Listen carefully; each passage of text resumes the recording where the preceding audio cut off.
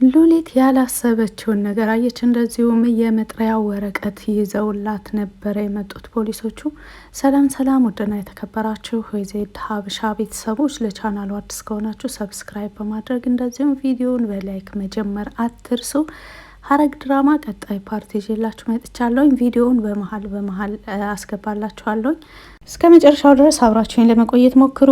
ያሳለፍነው ፓርት ያቆመው ኤፍራታ ያፌት ቤት እንደነበረች ነው።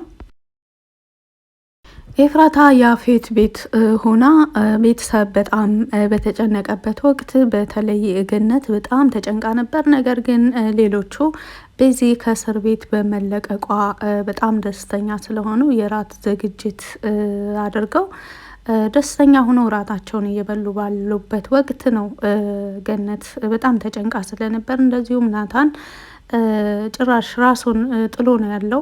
ከምግብ ጠረጴዛውም ላይ አልተቀመጠም፣ ብቻውን ነበረ ተቀምጦ የነበረው። ከዛም ገነት ልጄ እኮ እስካሁን አልመጣችም፣ ናታን ምን ነው የተፈጠረ ነገር አለ እንዴ? የት እንዳለች ታውቃለህ እንዴ? ስትለው ምን ትሆናለች ብለች ነው ወይዘሮ ገነት ትልቅ ሰው ናት፣ ህፃን ልጅ አይደለችም በማለት ይመልስላታል።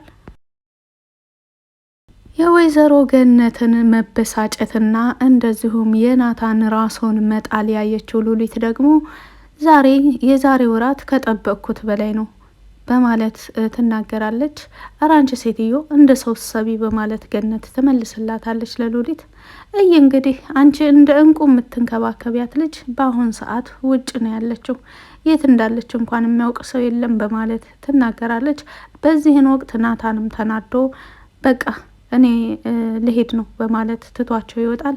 ገነት አረፍ አቴም በማለት ትቷቸው ይወጣል። እሺ ልጄ በማለት ገነትም ለናታን ትመልስለታለች። ናታን ግን ወደ ውጭ ከወጣ በኋላ አላስችለው ስላለ ወደ ኤፍራታ ነበረ የደወለው። ወደ ኤፍራታ ከደወለም በኋላ ያው እሷ ናት ስልኩን የምታነሳው ብሎ በማሰብ ኤፉዬ ለገነት ለምን ስልክ አታነሽም? በጣም ተጨንቃለች። አንቺስ ሴት ነሽ ደህና ነሽ? በማለት ሲናገር ስልኩን ይዞት የነበረው ያፌት ነበርና ከኔ ጋር ሁና ምን ትሆናለች ብለህ ነው? ደህና ናት፣ በጣም ደህና ናት። ምንም የሚያሳስብ ነገር የለም። በዚሁ አጋጣሚ ዛሬ አዳሯንም ከወደፊት ባሏ ጋር ነው የምታድረው። ስለዚህ አትረብሹን በማለት ይነግረዋል። ምንድን ነው የሚሸት ነገር አለ? ምንድን ነው ጨጓራህ ተቃጠለ እንዴ? በማለትም ለማናደድ ይሞክራል ያፌት ናታንን። ናታንም አታስብ፣ የእሷን ደስታ ነው የምፈልገው። እኔ እንዳንተ አይደለሁም። እኔ በሰው ደስታ እደሰታለሁ እንጂ በሰው ማዘን አልደሰትም በማለት የእሱን መልካምነት ይነግረዋል። ይህን ያክል ፈሪ አትመስለኝም ነበር በማለትም ይመልስለታል። ከዛም በመቀጠል እኔ የምናደደው ኤፍራታ በአንተ ምክንያት ስታዝን ልቧ ተሰብሮ ሳይ ያኔ ነው የማለቅህ፣ እመነኝ፣ ያኔ በእቤትህ ውስጥ እያለህ ነው የማቃጠልህ በማለትም ናታን ለያፌት ይነግረዋል። ለእሱ አታስብ በማለትም ይመልስለታል። በቤዚ መፈታት ገነት አልተደሰተችም በጭራሽ። በተለይ ከእስር ቤት ገብታ ሳሎን ቁጭ ብላ በነበረችበት ወቅት ገነት ደግሞ ስራ ላይ ነበረችና እንደዚህ ወዳ ወዲህ ስትል እንዳጋጣሚ አየቻትና እንዴት ልትፈች ቻልሽ በዚህ ፍጥነት በማለት ስትመልስላት በቃ ተፈታሁ በማለት ትመልስላታለች። ሉሊትም እራት ግብዣ በደንብ ጥሩ አድርገሽ አዘጋጂ በማለት ለገነት ትነግራታለች። ቤዛም እንደዚሁ ወደ ስራሽ ሂጂ በማለት ገነትን ትጮክባታለች። በቃ እኔማ ስራ አይደለ እሰራለሁ በማለት ወደ ኪችን ትገባለች ሉሊት። ቤዚም በቃ ልተጣጠብና ልብሴን ልቀይር በማለት ወደ ፎቅ ስትሄድ ወይዘሮ ሉሊት ደግሞ ልትወጣ ተዘጋጅታ ስለነበር ጽዮንን መቀየር ይች ልጅ እኔ የተቀየረች አይመስለኝም፣ እያስመሰለች ነው የሚመስለኝ። ምናልባት በድብቅ ቪዲዮ ወይም ደግሞ ሪከርድ እየቀዳችን ቢሆንስ? አይ በጭራሽ የጽዮን መለወጥ እኔ ምንም አልተዋጥልኝም በማለት ወደ አሰበችበት ትሄዳለች ማለት ነው ሉሊት። ሁሉም ወደ ስራቸው ሲሄዱ ጽዮን ደግሞ የገነትን የቤዛን እቃ በመያዝ ወደ ቤዛ ክፍል ትሄዳለች። ወደ ቤዛ ክፍል ከሄደች በኋላ እቃዋን ካስቀመጠች በኋላ ቤዝዬ ስለተፈታሽ በጣም ደስ ብሎኛል በማለት ትመልስላታለች። አመሰግናለሁ ትላታለች። እንደዚሁም ስለ ኤፍራታ ትነግራታለች። ከዛም በመቀጠል ደግሞ ስለ ናታንም አንስተው ነበረ። አዎ ችግር የለውም እሱ ባይወደኝም እኔ ወደዋለሁ። እናንተ ደግሞ ጥገኛ አደላችሁም፣ አንቺና ናቶ ጥገኛ አደላችሁም በማለትም ትነግራታለች እና ጽዮን በዚህ ነገር ትደሰታለች። በቃሽ ብላ ስትወጣ እያንዳንድሽ ከዚህ ቤት አስወጣሻለሁ በየተራ በማለት ለራሷ መልስ ትሰጣለች። ቤዚ አሁን ከእስር ቤት የወጣቸው እያንዳንዳቸው በቤቷ ውስጥ የሚኖሩ ግለሰቦችን ለማስወጣት ዋና የሆነ እቅድ ይዛ ነው የወጣቸው። ለዛም ነው እያንዳንዳቸውን ለማስወጣት ትፈልጋለች። ነገር ግን የዛን ሀሳብ እንድትተወው ወይም ደግሞ ቢያንስ ተረጋግታ እንድታስብ የሚያደርጋትን ሀሳብ ሂዊ አምጥታላታለች። ቤዛም ወደ ክፍሏ ገብታ ልብሷን ቀያይራ ስትወጣ ወደ ሂዊ ነበረ ከሂዊ ጋር ነበረ የተገናኘችው። ሂዊም ቤዝዬ በዚህ ፍጥነት ስለተፈታሽ ደስ ብሎኛል፣ ሁሉም ነገር አለፈ፣ በጣም ጎስቁለሽ ነበረ፣ በጣም ራስሽን ጥለሽ ነበረ፣ ነገር ግን ሁሉም ነገር አለፈ በማለት ሂዊ ለቤዚ ትነግራታለች። አመሰግናለሁ ሂዊዬ በማለትም ቤዚ እንደዚሁም ደግሞ እያንዳንዱ እቅዷ እየነገረቻት ነው ያለችው።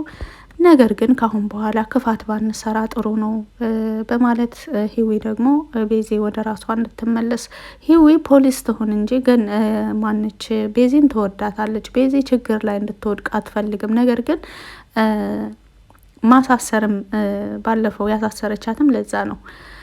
ተጠርጥሮ እስር ቤት መግባት ይሻላል የሰው ነፍስ አጥፍቶ እስር ቤት ከመግባትና ቅጣቱም የተለያየ ስለሆነ ለዛ ነው። አሁን ከእስር ቤት ከወጣች በኋላ እያቀደቻቸው ያለቻቸውን እቅዶች ሂዊ በብዙ ነገሮች እየደገፈቻት አይደለም።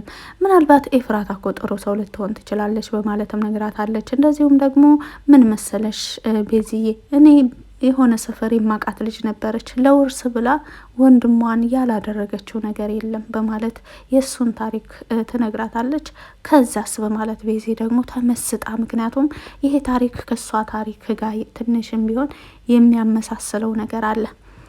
ከዛስ በማለት ስትጠይቃት ከዛማ ወንድሟ ደግሞ በዛን ሁሉ ስቃይ ሆኖ ይበልጥ ለሷ ነበረ የሚያስበው በማለት ትነግራታለች። እሺ ከዛስ በማለት ደግሞ ቤዚ በጣም ትኩረቷን ወደ ጉዳዩ ተመስጣ ከዛማ ወንድሟን በመጨረሻ እሷ እንደምትጠላውና እሷ ያንን ሁሉ በደል እንዳደረሰችበት ሲያውቅ ቤቱንም ንብረቱንም ሁሉንም ትቶላት ወጣ። ባይገርምሽ እዛ ትልቅ ቤት በብቸኝነት ስትታመም ውሃ እንኳን የሚያቀብላት ውሃ እንኳን የሚሰጣት ሰው አጣ ብቻዋን ሞታ የተገኘችው። ከብቸኝነቷ ብዛት ከስንት ቀን በፊት እንደሞተች እንኳን የሚያውቅ ሰው የለም በማለት ትነግራታለች። አፏን በመያዝ በጣም በመደናገጥ ዝም ትላለች። ቤዚም ይህን ታሪክ ሂዊ የነገረቻት ምናልባትም የቤዛ ታሪክ ጋር ስለሚያገናኘው እንደዚሁም ደግሞ ቢያንስ ሰው ያስፈልጋታል። ገንዘብ ብቻ በቂ አይደለም። ገንዘብ ብቻ፣ ቤቱ ብቻ፣ ንብረቷ ብቻ በቂ አይሆናትም። ቢያንስ ለእህቷ ያላት ቦታ የተስተካከለና መልካም የተሻለ እንዲሆን ትፈልጋለች። ለዛም ነው ህይወት እንደዚህ ነች የሚባለውም ለዚህ ነው። እንግዲህ እነ ቤዚ ቤት ቤዚ ከእስር ቤት ስለወጣች የደስታ እራት እየተበላ ነው። ደስተኞቹም ሉሊት፣ ቤዛና ጽዮን ናቸው። እነ ያፌት ቤት ደግሞ የግዴታ እራት እየተበላ ነው። ኤፍራታ በራቱ ላይ ደስተኛ አይደለችም። በቆይታዋ ላይ እዛ ቤት በመሄዷ ከያፌት ጋር ባላት ግንኙነት በሁሉም ደስተኛ አይደለችም። ብቻ ግዴታ ስለሆነ እያደረገችው ነው ያለችው። ኤፍራታ አሁን የያፌትን ሚስጥሮች ለማጋለጥ ምንም የምትፈልገው ነገር የላትም። ሚስጥሮችንም ማጋለጥ አትፈልግም። ምንም ማድረግ አትፈልግም ስለ ያፌት። ምክንያቱም ያፌትን አንድ ነገር ብታደርገው ናታን ምን አይነት ችግር ውስጥ እንደሚወድቅ ስለፈራች። ነገር ግን ቢንያምና ዳጊ ይህንን ነገር በጭራሽ አንቀበልም ብለዋል። ሰርጉም በጭራሽ መሳካት የለበትም እያሉ በራሳቸው እቅድ እያወጡ ነው ያሉት። ዳጊ ይሄንን ሲሰማ በጣም ነው የተናደደው።